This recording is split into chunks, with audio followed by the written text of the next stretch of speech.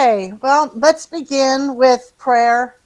And so, Father, in Jesus' name, we thank you for this time where we're able to come together and worship and also share ideas and thoughts that we're having about our faith and different things related to that and to grow just as believers. And we ask that you would be with us as we enter this new year and that we would take the words of the prophet to heart that we don't like about making a lot from little and working wonders with what we have and what you give to us. And so we ask all this in Jesus' name. Amen.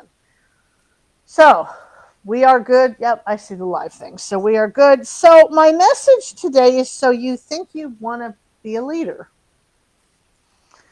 And I don't have a cute story. Usually I have a story or something inspired the message. I don't really have one with this time. I was not listening to Epic the Musical, so that was not my inspiration for this message, which we just teasing you out. I don't have anything special that was going on, or I don't have any special experience, or I was just here and God just kind of gave it to me, and here we are. So I think that if we're going to be really honest about leadership and we're going to talk about it, I think that like a lot of things, one of the things that's happening a lot at Sanctuary, which if you're not here, you're missing out. One of the things that's happening a lot about Sanctuary, especially as we explore our faith on a regular basis, we're really kind of coming to the conclusion and we're seeing that we hear about the Bible, we kind of know a little bit about it, but we really don't know that much about it. And that means we really don't know a lot about the foundations of our faith. It means that we really don't know a lot about understanding faith and the importance of it and things that relate to it. We're just kind of coasting. And when we're coasting, we kind of can get lost easily. And I think that people often talk about stuff like heresies or getting caught up in false religion or stuff like that of that nature. Well, I think that if we really look at scripture and we really look at salvation history, there's a lot to offer that we're not teaching and that we're missing. And one of the major places where we're missing really, really good education is on leadership. And the reason I say that is because I came up in a time where it really wasn't that common to be a leader, where leadership was reserved for certain people and we kind of thought that they were special. And for that reason, they were almost untouchable. Then what happened is, I think systematically, this would be an example of where stuff has changed throughout history and where different events have kind of changed things. Then scandals started happening. And the scandals actually probably, I'm going to say, started in the 80s, and they started with Jimmy Swaggart, and he got caught with a prostitute in a motel room. And then you had the Jim Bakker scandal, which that related more to money, and then that whole thing kind of fell apart. And what happened was they were a part of movements that were getting bigger and bigger and bigger. So like, for example, Jim Bakker was going to make a whole theme park and a whole place for Christians to go visit, and they were going to do an amusement park. I think it was called Heritage Park USA, and that wound up tanking, and people were sending money. And then there was the question of, what are you doing with the money when the projects aren't working out? Because I actually think, if I recall correctly, and once again, you have to remember this was a lot of years ago and I wasn't very old, and I have not read about it in a number of years because I did some reading on what happened some years back.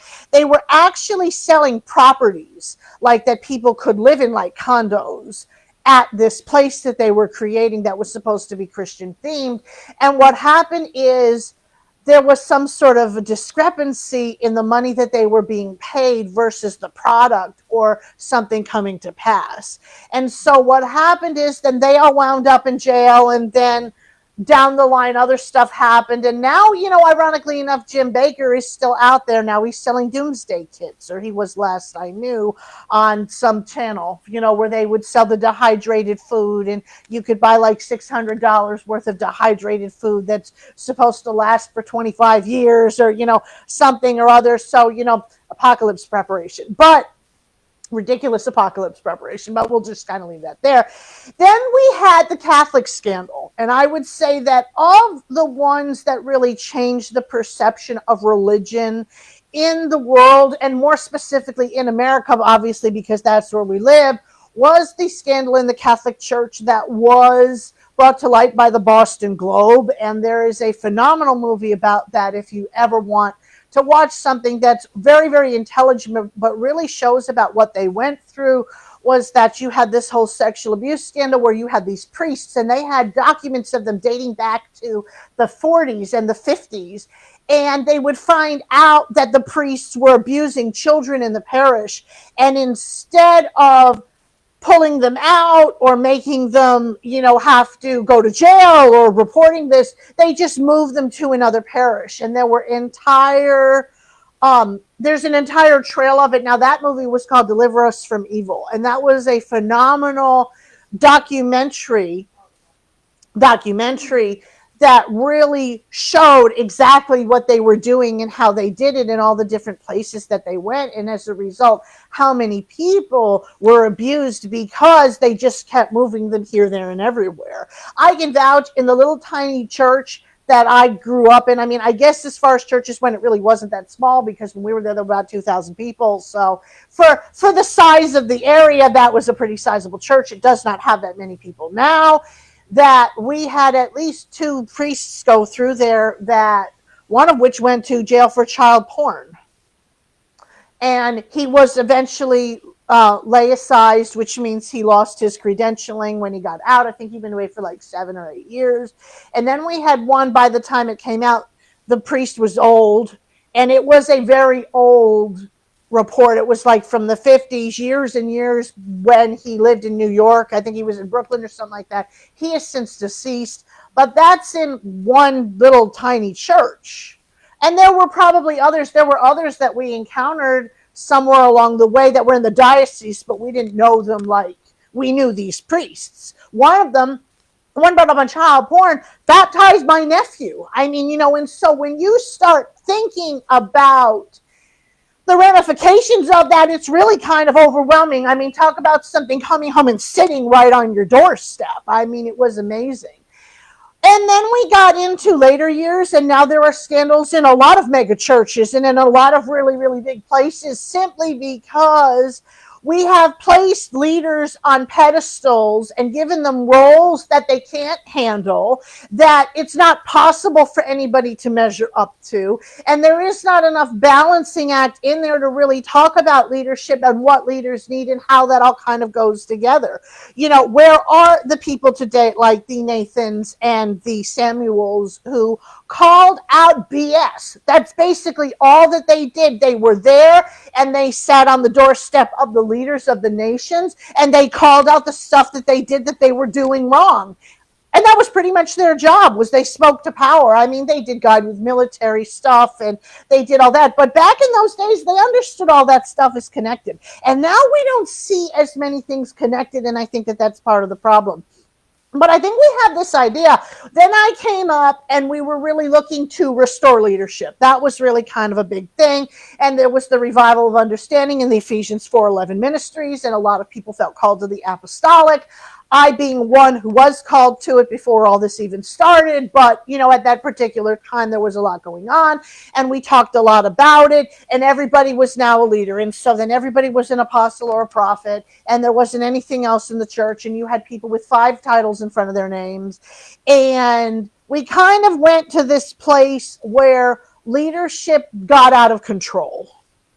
And we thought it was a bunch of think tanks and super interesting energy, and we're all going to sit around and, be wonderful and wear our fancy clothes and be on TV and be known everywhere in the world. And what can I say? I have not found leadership to be that exciting or that interesting. It's a lot of accountability. It's a lot of counseling. It's a lot of taking a lot of personal time with people. And it's a lot of things that you never thought you would have to say. So in honor of this particular message, I have put together things I never thought I'd have to say in ministry, but I have. I have said all of the things that we're going to look at right now. Starting with, stop playing touchy-feely with your girlfriend at church. Didn't think I was going to have to say that to anybody. Wasn't something, as I'm kind of sitting there and, writing about pastoral care at the end of life, that one day I'm going to have that conversation with somebody who was a minister. Okay. I forgot the subject matter, so now. Okay. Don't wear hoop earrings and a face full of makeup to administer an in-pool baptism. No thought about it, okay? When I'm sitting there and I want to look good to do baptism. Okay. First of all, you can't wear all that in the pool. They ain't gonna let you in the pool, okay? Okay. And I'm sitting there and I got off the phone and I went, ugh, because didn't think we had to have that conversation. Had to have it. Stop entertaining that minister who's against your leader. Now, let's just make the record show that this was my own person who was a part of my ministry, who we're going to say at the time, and God loved me for this phrase, and we're probably going to get letters about it, was a church whore. And what I mean by that is that anybody who came along with a gift or thought could advance her or thought she was going to move up, she started chasing. Now she ain't chasing nobody, but that's, interesting how God works stuff out. But you know what? Woman didn't like me. Woman had no regard for me. We were all a part of the same organization, is running a Bible study. I can't get this individual to come on my own stuff and is out chasing after her. And I had to say, what are you doing? Stop it. Okay. I was Hosea for a lot of years. Probably why I identify with him so much. Keep it in your pants. Another thing, never thought I'd have to say. I've had to say it more than once. To more than one person. Okay? Some things are not a good idea. Being a literal church whore is one of them. That's not a good idea. Okay. Put the money you took back in the bank account. Also said to a minister, ordained a couple times over, and is now out doing the same thing again. Some of us don't learn. Anyway, no, you cannot bring your chihuahua to church. You're laughing. I wasn't. I'm like, oh, you're serious. I'll keep it in my purse. No. Okay. And probably my favorite, which literally when I posted it, that I had this conversation on social media, I literally got it, never mind. Okay. Robin Hood was not a biblical character. And I literally said, it was not Abraham, Moses, Joshua, Robin Hood, Samuel, David. Okay. Also said to a minister. So, like I say, this hasn't been a lot of fun. It has not been glamorous. It has certainly not been a giant think tank. It has certainly not been us all out there looking cute, thinking about all sorts of godly things as we wear white and we sit on a cloud and we all join in the hallelujah chorus every morning. It has been a really, really interesting stretch. And I think part of the reason why we don't understand leadership like we should is because of stuff like this. Because we think people can preach. We think people sound good. We think that they look the part. And we put them up there in leadership capacities. And we don't stop and consider, do they know who's in the Bible and who's not? Or can they keep it in their pants? Or do they act right at church? And sometimes things come up and circumstances change, which did with some of these circumstances that we never imagined. They weren't things when we might have even met the person or we knew them or we worked with them for years, that there was going to come a time when we're having to say, stop playing with your girlfriend at church. Or here, you go sit in between the two of them like we're in school. Never was stuff I ever thought about. Never was things I ever imagined. But they rose up and they were there and we had to deal with them. And that's ultimately what a lot of leadership is. So if I was going to summarize Christian leadership, because there are a lot of ways that people can lead. There's a lot of ways that people can be in leadership. There's a lot of ways that people can be directed as far as, this sort of thing goes. And they might be leading with their own compasses. They might be leading with their own positive thinking. And a lot of that has overlapped in church. And we have to take a really deep breath as Christian leaders and take all that out. I don't think that there's anything wrong, okay, let me say, with thinking positive. I don't think that there's anything wrong with trying to have a good attitude with stuff. But sometimes we can't positive think our way out of stuff. And sometimes in leadership, we have to come to a place where we accept the way that things are and we confront them as they are. So the summary of Christian leadership, as far as I am concerned, is what the Apostle Paul said in 1 Corinthians 11. Now, the way I remember it is follow me as I follow Christ. And that's a different translation than I have up there. I could not find the translation that I had it in. I want to say it's probably a mix of modern NIV and King James that I merged in my mind, because it says in the King James, to be ye imitators of me as I am of Christ. So follow my example, or follow me as I follow Christ. That to me is the summary of biblical leadership as we need to understand it in Christian leadership.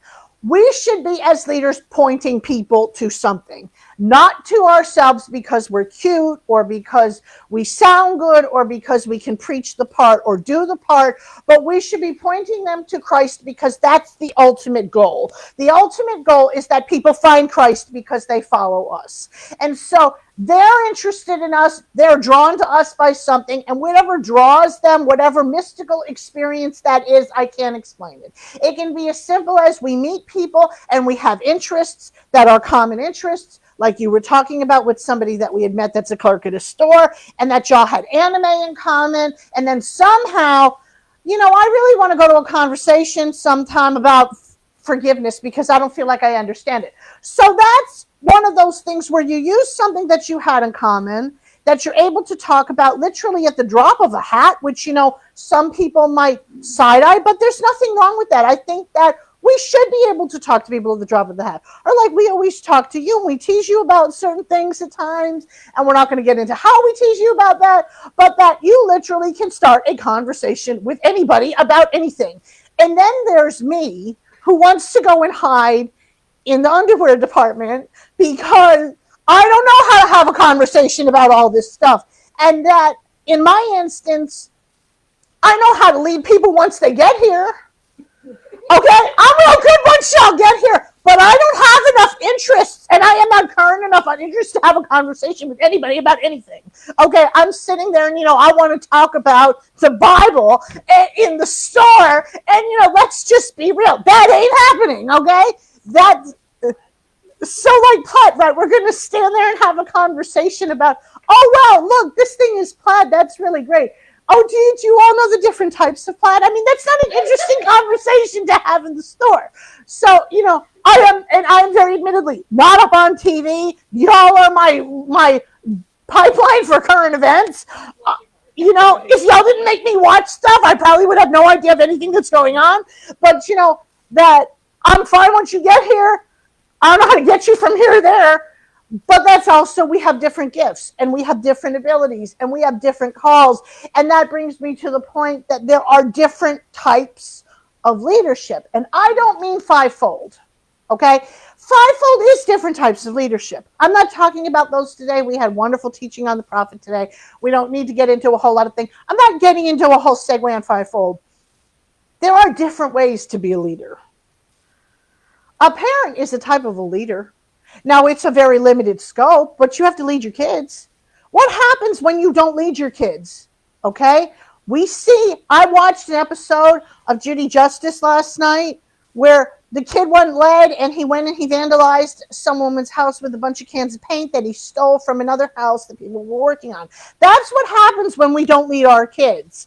And the answer is, well, this was the mother's answer was, yeah, he was wrong and he shouldn't have done it, but I think your estimate is too high. And, I feel that his story collaborates with the evidence. And I'm sitting there going, I told Mom, I said, I would have killed him. I said, I would have been in jail. I says, I wouldn't have been before Judge Judy. I would have killed him because he wasn't being led. But that's the product of that. We're mad at him, and he's basically the one kind of on the carpet. But the reason why his parents are the one responsible for it is because they're not leading him.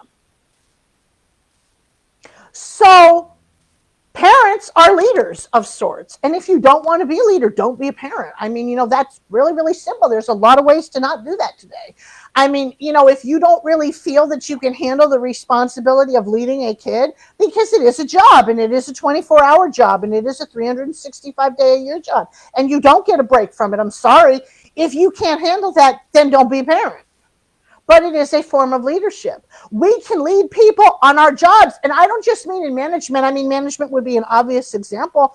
But, sometimes people come to us with questions, or they need help with things, or we wind up answering all their spiritual questions when they find out that what we are. I used to say on one I had that, I needed a shirt that said, I'm a minister, ask me a question, because everybody came and they suddenly wanted advice and they had questions and they had needs and they had interests. And so there's another example of leadership. We can lead people in different ways. In my job that I do, my day job, as I call it, I basically lead in a couple of ways. I lead through editing. In other words, do you really want to publish this the way that this sounds? That is a leadership perspective. Now, maybe it's not a leadership position that we think of, but when we are editing documents, we are leading people in a certain sense to better grammar and to better presentation and to better ideas. And then I have them, what the job I do for the government, I have to go and I have to find people and I have to do surveys. And I'm pretty much independent in this job. I have a supervisor, but my supervisor, she does not stand over me and watch everything that I do. And so I have to take the initiative and do the research and lead people to give the information that the government needs in order to produce the information that comes from it. And so it is a leadership perspective. There's government, which is an obvious form of leadership that we all know people do really, really badly in this country. There are other examples of people leading. Doctors lead people, nurses lead people. They give advice. They tell them things that they need to do. These are all different examples of leadership. So apostles, prophets, evangelists, pastors, teachers, bishops, deacons, elders are not the only leaders in the entire world. And when we get into church leadership and we start giving the impression that that is the only place that you can lead, we're misleading people. Then we get into all these people who want to cross over with church ministries in leadership and put them in the world leadership. And that doesn't always work either. And I think that it's important to say we could get on a whole other tangent with that. I'm not going to today. I actually am going to do that on the podcast. I already have the script ready. But we are not here, if we are in church leadership, to be turning it specifically for profit. The Bible does say that the hireling is worthy of his wages, and that when we are in ministry, we should be paid when we can be. That's not always a situation that it appoints itself. Sometimes we got to do things for free for a while. If there is the option there, we should be. It's not always the case. And we should not be taking God's gifts and pimping them for the world. So we shouldn't be church whoring in the world and thinking that it's going to bring us $1 million and then ignore the church, which is exactly what's happened. So because nobody wants to take less money and see to it that the church's needs are met, all these leaders are going out there trying to turn a profit on God's gifts, and that's not working either. All they're doing is becoming more worldly. Like Haggai points out, filth rubs off, holiness doesn't. Nobody becomes holy because you rub up against them. All these politicians aren't becoming more holy because of all these Christian leaders that want favors from them. It's just these Christian leaders are becoming more worldly. So we have to consider all of this different stuff when we talk about leadership. Where is our sphere of leadership if we feel that we're supposed to be a leader? Where do we belong in it? And I'm sorry to all the church leaders in this room, you're stuck in church. I don't know what else to tell you about that. But a lot of us do in different ways work in leadership in other areas of our lives. Then there's me who's been in leadership forever, and I don't know how to not do it. But I might have been editor-in-chief of my school paper as a kid. I might have taught all my friends how to play the piano. I might have done all kinds of different things, but I was also a theater kid who had to learn how to take direction and how to follow instructions and how to memorize lyrics as a theater kid. So I don't just lead, I follow. And there is something to be said for the best leaders are also really, really good followers. I have not found many people in church who want to be led properly. They just want to lead. And it makes for a bad situation. All those leaders I talked about when we started, most of them are not in leadership anymore. Very, very, very few. Some of them went to leadership positions in the world because they had to make money. Some of them, did what they did for a while, and it might have even seemed like they did really, really good. But then at some point in time, everything started to tank because they didn't get the follow my example as I follow Christ part. They didn't follow Christ. And if we aren't being discipled, we're not leaders. Discipleship, students of the Lord, starts somewhere. And if we're not willing to do that, then we're not willing to be leaders like we need to be. So in saying that, we're going to go to, I believe we're going to 2 Corinthians 6. Because everybody wants to be a leader until they actually have to get into it and think about all this stuff. They don't know where they're supposed to lead. They don't know what they want to do. And it's also entirely possible, I forgot to add this, that you might be called to leadership in church that's not fivefold. The Bible identifies leadership as a charismatic gift, which means that people can have it and not be in the fivefold ministry. Maybe they're called to lead Sunday school or to lead something in their church or their community or oversee some aspect that's not necessarily the quote unquote high and mighty leadership that we see in the fivefold, which quite frankly isn't really that high or that mighty. But if we're not properly discipled, like I say, and if we don't really understand things, then we don't ever get to the point where we figure out where we belong. And in 2 Corinthians, we'll come back to Romans in a minute because it's not really that long. But in 2 Corinthians 1, in the NIV, we have, as God's fellow workers, we urge you not to receive God's grace in vain. For he says, in the time of my favor I heard you, and in the day of salvation I helped you. I tell you, now is the time of God's favor, now is the day of salvation. We put no stumbling block in anyone's path, so that our ministry will not be discredited. Rather, as servants of God, we commend ourselves in every way, in great endurance, in troubles, hardships, and distresses, in beatings, imprisonments, and riots, in hard work, sleepless nights, and hunger, in purity, understanding, patience, and kindness, in the Holy Spirit, and in sincere love, in truthful speech, and in the power of God, with weapons of righteousness in the right hand and in the left, through glory and dishonor, bad report and good report, genuine, yet regarded as impostors, known, yet regarded as unknown, dying, and yet we live on, beaten, and yet not killed, sorrowful, yet always rejoicing, poor, yet making many rich, having nothing, and yet possessing everything. So, maybe we don't deal with all that stuff in our modern times. No one's getting beaten for being a church leader today. No one's getting to deal with a riot. But I can tell you there's been an awful lot of times where there were sleepless nights, hard work, and hunger, and you have to have an awful lot of patience, kindness, and understanding, and that you have to be very much guided by the Spirit. Maybe we don't live through all that stuff literally right now, but in a certain sense, that's a really good summary of what leadership is like. You take the heat and you take the role so that other people can find their way. And as we can see from experiences we've had in this church and that I've had over my years in ministry, not everybody finds it. Leadership principles are the same whether there's 2 people in a room or there's 200 people in a room or there's 2,000 people in a room. And the truth is, when you start getting into more and more and more people, you need more and more help. You need more and more assistance to do it. And that's a lot of times what these leaders don't have is the way that they've kind of structured their ministries. They don't have the right help. But, it's a lot of doing things that you don't want to do. It's getting up and doing ministry when that's the last thing you feel like doing again today. It's having to listen to something that maybe you don't want to hear again. Maybe you've heard it already. And, like we have said, sometimes the idea of call outs, sometimes we hear the same stories over and over again until we reach the point where it's like, look, you either need to change this or you need to be quiet because I don't want to hear about this anymore. It's really enduring with people to the place where you walk with them instead of walking in front of them. We have this idea that leaders make other leaders. No, they don't. They lead people to where they need to be. They follow the leader as the leader follows Christ, and that means a lot of times we walk alongside.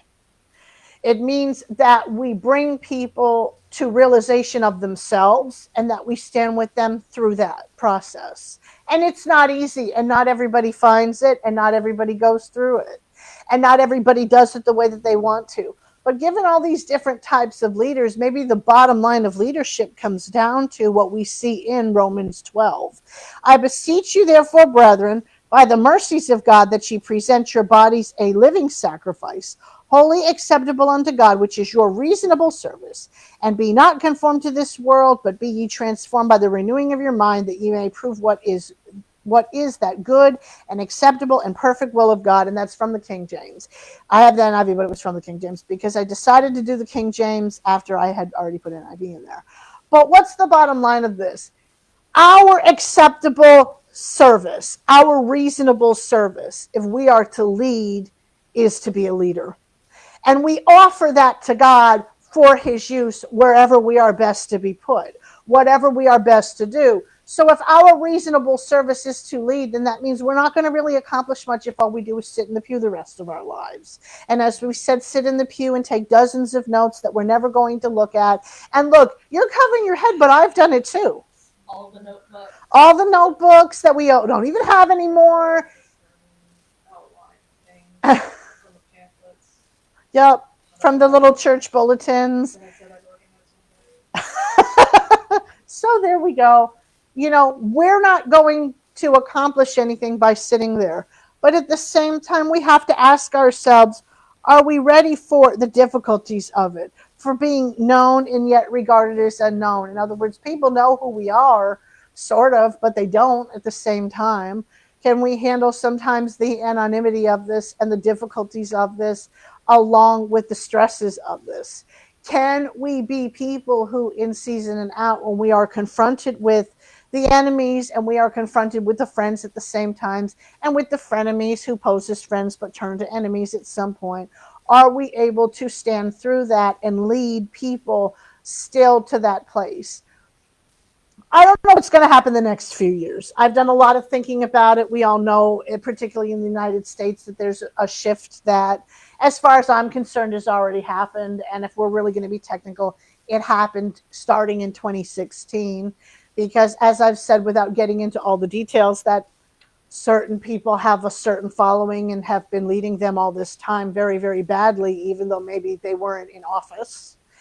And I don't know what's going to happen in that. But I do know that as Christians, and I do know that as leaders, no matter how many people are in the room, no matter how many people watch us on internet, no matter how many people listen to the podcast, and we know our podcast audience is probably about the equivalent of some of these mega churches worldwide.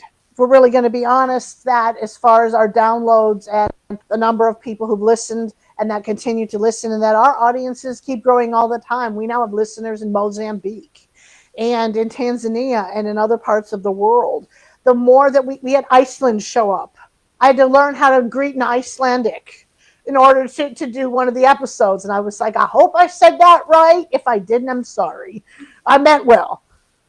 But we have to figure out how to lead. We have to figure out how to creatively lead when people are in different and diverse places. We have to think about leading even in the communities that we're in, because the reality is that at this point in time, people need to stand up to be leaders, to stand up and be counted, to make it so that instead of following them and their cult of personality, that they learn how to follow Christ.